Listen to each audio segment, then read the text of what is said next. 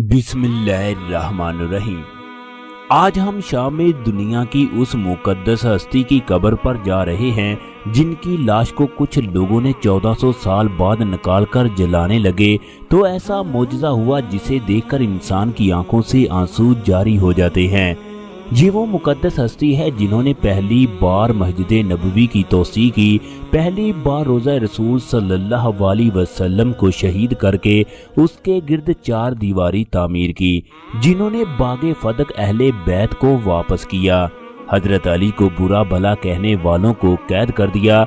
ये हजरत अली के बारे में ऐसे क्या अल्फाज कहते हैं कि बनो उमैया के लोग आपके दुश्मन बन गए। फिर वो वक्त भी आया जब आपको जहर दे दिया गया। आपको इस्लाम का 5वां खलीफा भी कहा जाता है।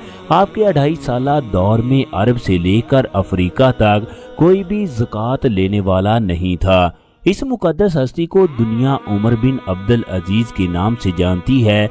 यही वो गलियां जहां से उमर बिन अब्दुल अजीज गुजरा करते थे। ये शाम का हमस शहर है जिसकी बागी ग्रोह ने ईंट से ईंट बजा दी। इस शहर में और इसके गिर्द जितने भी सहाबा इकराम की कब्रें थी सबकी लाशों को निकाल लिया गया। फिर इन्होंने उनके साथ वो कुछ किया जिन्हें सुनकर इंसान का दिल दहल जाता है। शाम अल्लाह तबारक व तआला का पसंदीदा मुल्क है। हजूर अकरम सल्लल्लाहु अलैहि वसल्लम ने हजरत अब्दुल्ला से फरमाया, अन करीब तुम 3 लश्करों में तकसीम हो जाओगे, एक शाम, एक इराक, जबकि एक यमन में। हजरत अब्दुल्ला अर्ज करने लगे, या रसूल अल्लाह, मैं किस मुल्क का इंतखाब करूं? आप सल्लल्लाहु अलैहि वसल्लम ने फरमाया, तुम शाम जाना, क्योंकि ये अल्लाह तबारक व तआला की पसंदीदा सरजमीन है।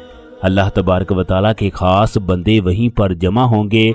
हुजूर अकरम सल्लल्लाहु अलैहि वसल्लम ने शाम के बारे में फरमाया, ए अल्लाह हमारे शाम में बरकत फरमा। जब अहले शाम फसाद का शिकार हो जाएंगे तो फिर तुम में कोई भी खैर नहीं रहेगी। हजरत उमर बिन अब्दुल अजीज वो वाहिद खलीफा है जिनका तमाम फिरके एहतराम करते हैं। एक वक्त था हजरत उमर बिन अब्दुल अजीज जिस गली से गुजरते वो पूरी गली खुशबू से महक उठती। लोगों को पता चल जाता कि यहाँ से उमर बिन अब्दुल अजीज गुजरे हैं। उनका लिबास इंतहाई कीमती होता। जो लिबास एक दफा पहन लेते उसे दोबारा इस्तेमाल न करते। इनके घर वाली वक्त की खलीफा की बहन थी। जब इनकी शादी हुई तो वो कई 100 किलो सोना लेकर आई। जब हजरत उमर बिन अब्दुल अजीज खलीफा बने तो सब कुछ बैतुल माल में जमा करवा दिया और उनका 2 दरहम वजीफा मुकर्रर किया। हजरत उमर बिन अब्दुल अजीज बनु उमैया के 8वें खलीफा थे। आपकी वालदा का नाम उम्मे आसम था, जो कि हजरत आसम बिन उमर की बेटी जबकि हजरत उमर की पोती थी। हजरत उमर बिन अब्दुल अजीज के बाप का नाम मरवान था, जो कि 21 साल तक मिस्र के गवर्नर रहे। जब खलीफा सलमान बीमार हुए तो इन्होंने वसीयत की कि मेरे बाद उमर बिन अब्दुल अजीज खलीफा होंगे। मैं ऐसे शख्स को खिलाफत देकर जा रहा हूँ जिनसे शैतान भी भागता है। जब उमर बिन अब्दुल अजीज को खलीफा बनाया गया तो कुछ लोग राजी ना थे। आप मस्जिद में तशरीफ लाए और फरमाया, लोगों, मेरी ख्वाहिश और आपकी रजामंदी के बगैर मुझे आप लोगों का खलीफा मुकर्रर कर दिया गया। मैं आप लोगों को अपनी बैत से आज़ाद करता हूँ। आप लोग जिसे मुनासिब समझो उसे अपना खलीफा नामजद कर लो। लोगों ने जवाब दिया, ए उमर, हमें आप पर पूरा एतमाद है, हम सिर्फ आपको ही अपना खलीफा बनाना चाहते हैं। तो आपने फरमाया, आप लोग तब तक मेरी ताबेदारी करना जब तक मैं अल्लाह तबारक व तआला की ताबेदारी करता रहूं, और अगर मैं अल्लाह तबारक व तआला की नाफरमानी करूं तो तुम लोगों पर मेरी ताबेदारी वाजिब नहीं है। खलीफा बनने के बाद आपने तमाम शाही सवारियां बैतुल माल में जमा करने का हुक्म दिया। पिछले खलीफा की खुशबू और तेल तक बैतुल माल में जमा करवा दी।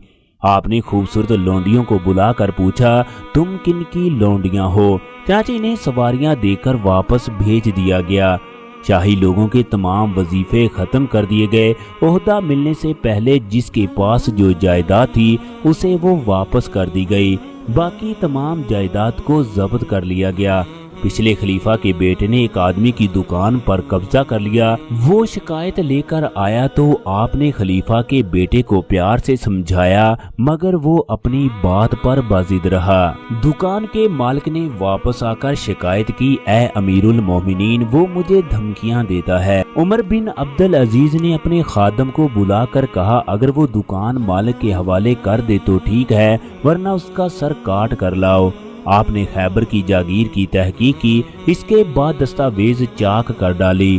फिर फरमाया, मैं इसको इसी हालत में छोड़ता हूँ जिस हालत में अल्लाह के रसूल छोड़ कर गए। हजरत उमर बिन अब्दुल अजीज ने जितने भी मकरूज थे सबके कर्ज बैतुल माल से अदा किए। आपके दौर में लोग इस कदर खुशहाल थे कि अफ्रीका के अंदर भी कोई ज़कात लेने वाला नहीं था। एक दफा हजरत उमर बिन अब्दुल अजीज मस्जिद में खुतबा देने लगे तो लोग आपके सामने खड़े होने लगे। आपने फरमाया, लोगों, अगर तुम खड़े हो गए तो हमें भी खड़ा होना पड़ेगा। इंसानों के सामने खड़ा होना हमें जेब नहीं देता। लोगों, तुम्हारे नबी के बाद कोई नबी नहीं है, ना ही इस किताब के बाद कोई किताब नाजिल होगी। जो चीज अल्लाह ने नबी की जुबान से हराम कर दी वो क़यामत तक हराम रहेगी।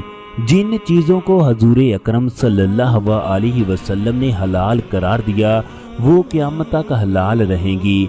खूब समझ लो, मैं फैसला करने वाला नहीं, मैं तो अल्लाह और उसके रसूल के फैसलों को नाफज करने वाला हूँ। मैं इनके दरमियान कोई भी नया रास्ता नहीं निकालूंगा। मेरी फर्मा बरदारी तुम लोगों पर जायज नहीं है। मैं भी तुम्हारी तरह एक इंसान हूँ, मैं तुमसे बेहतर नहीं हूँ, मुझ पर तुमसे ज्यादा जिम्मेदारियाँ हैं। लोगों, सबसे अफजल इबादत फराइज का अदा करना और बुरे कामों से बचना है।